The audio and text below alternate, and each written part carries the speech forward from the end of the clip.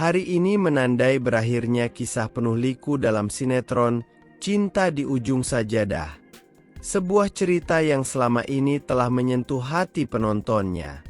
Pada episode terakhir ini, penonton disuguhkan dengan berbagai kejutan dan pengakuan yang mengubah seluruh jalan cerita. Rindu, tokoh utama perempuan, akhirnya mendapatkan kabar yang selama ini ia cari, bahwa ibu kandungnya adalah Aminah, sosok yang selama ini menjadi misteri dalam hidupnya.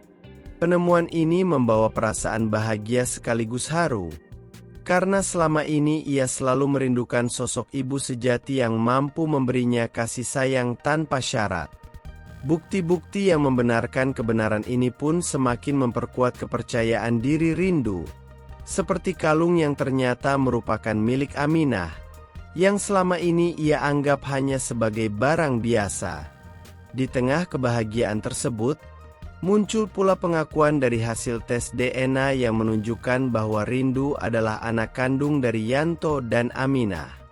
Temuan ini membuat Rindu merasa lega dan penuh haru karena akhirnya semua misteri hidupnya terungkap secara jelas. Ia mulai menyadari bahwa selama ini, dirinya tidak hanya mencari sosok ibu, tetapi juga menguatkan ikatan darah yang selama ini tersembunyi. Di saat yang sama, perasaan rindu terhadap Fauzan pun semakin menguat, karena ia menyadari bahwa cintanya terhadap Fauzan belum pudar, bahkan semakin dalam setelah mengetahui kebenaran tentang keluarganya. Maka dari itu, di akhir cerita, harapan besar adalah agar mereka bisa kembali bersatu dan menjalani kehidupan bersama tanpa hambatan. Dalam suasana yang penuh haru dan kebahagiaan ini, kisah tentang Alia juga semakin menarik untuk diikuti. Alia, yang selama ini kerap mengganggu ketenangan Rindu dan Fauzan, kemungkinan akan mendapatkan balasan atas perbuatannya. Mungkin saja, perbuatannya yang selama ini mengusik kedamaian keluarga ini akan mendapatkan pelajaran dan pengampunan, atau bahkan keadilan yang seharusnya.